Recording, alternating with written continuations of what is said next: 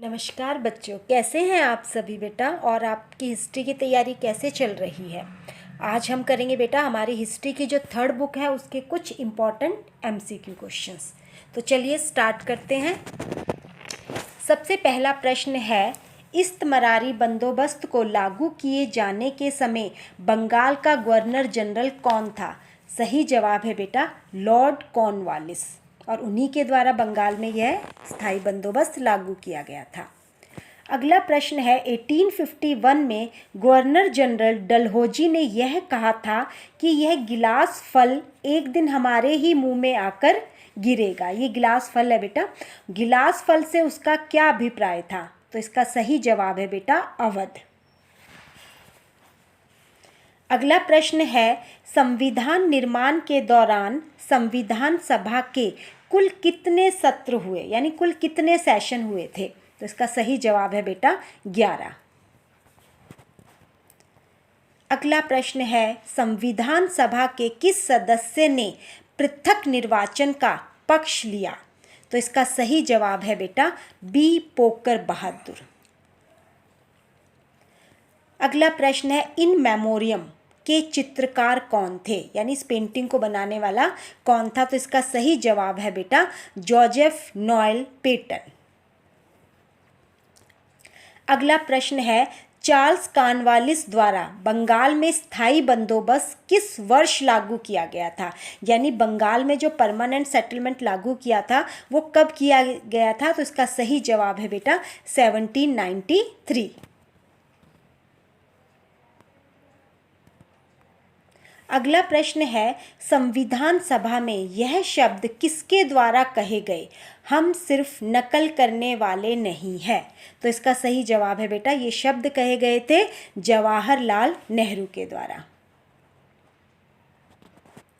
अगला प्रश्न है, निम्न में से कौन संविधान सभा के अध्यक्ष थे। तो संविधान सभा के अध्यक्ष थे बेटा डॉक्टर राजेंद्र प्रसाद। अगला प्रश्न है, निम्नलिखित में से कौन सा आंदोलन अली बंधुओं से संबंधित था।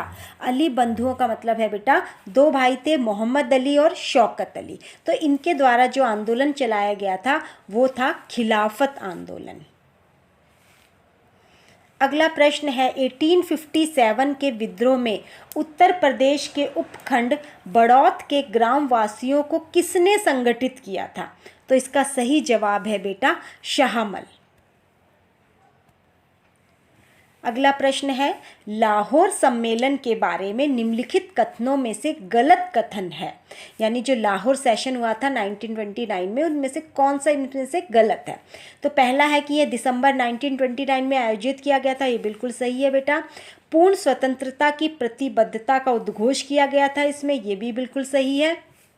इसकी अध्यक्षता वल्लभ भाई पटेल ने की थी। तो बेटा ये स्टेटमेंट गलत है, क्योंकि इसकी अध्यक्षता पंडित जवाहरलाल नेहरू के द्वारा की गई थी और 26 जनवरी 1930 को स्वतंत्रता दिवस मनाया गया था। ये बात बिल्कुल सही है। तो इसकी जो तीसरी स्टेटमेंट थी बेटा वो गलत थी।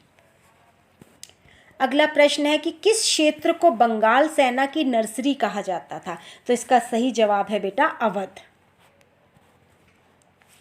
अगला प्रश्न है, संविधान सभा में उद्देश्य प्रस्ताव किसके द्वारा पेश किया गया। यानी जो ऑब्जेक्टिव रिसोल्यूशन था वो किसके द्वारा पेश किया गया था। तो इसका सही जवाब है बेटा पंडित जवाहरलाल नेहरू के द्वारा।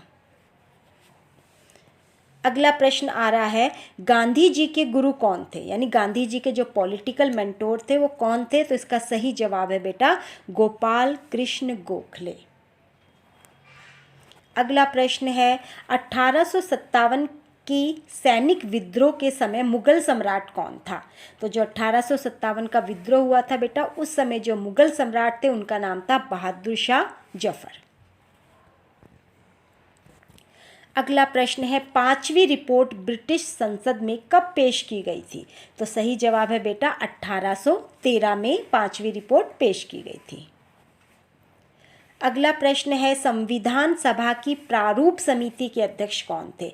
यानी जो ड्राफ्टिंग कमेटी थी उसके अध्यक्ष कौन थे। तो इसका सही जवाब है बेटा BR अम्बेडकर।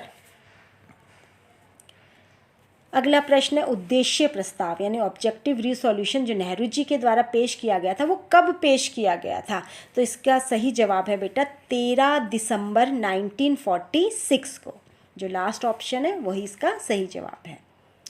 अगला प्रश्न है निम्नलिखित अनुच्छेदों में से किसमें गवर्नर की सिफारिश पर केंद्र सरकार द्वारा राज्य सरकार के सारे अधिकार अपने हाथ में लेने का अधिकार दिया गया है? तो इसका सही जवाब है बेटा आर्टिकल 356 में यानी अनुच्छेद 356 में। अगला प्रश्न है गांधी जी के संदर्भ में निम्नलिखित कथनों में से सही कथन कौन सा है? पहला है कि 20 जनवरी 1915 में दक्षिण अफ्रीका से गांधी जी भारत लौटे। दूसरा है सत्याग्रह का पहला प्रयोग गांधी जी ने दक्षिण अफ्रीका में किया। तीसरा कथन है कि 1917 में उन्होंने चंपारण सत्याग्रह किया। तो इसका सही जवाब है बेटा जो तीसरा वाला ऑप्शन है यानी कि पहली, दूसरी, तीसरी तीनों स्टेटमेंट गांधी जी के बारे में बिल्कुल सही है। अगला प्रश्न है पहाड़िया लोग किस प्रकार की खेती करते थे? तो जो पहाड़िया लोग थे बेटा वो झूम खेती करते थे और अपनी ही गुजारे के लिए फसल को उगाया करते थे। अगला प्रश्न है पहाड़िया लोग कहाँ रहते थे?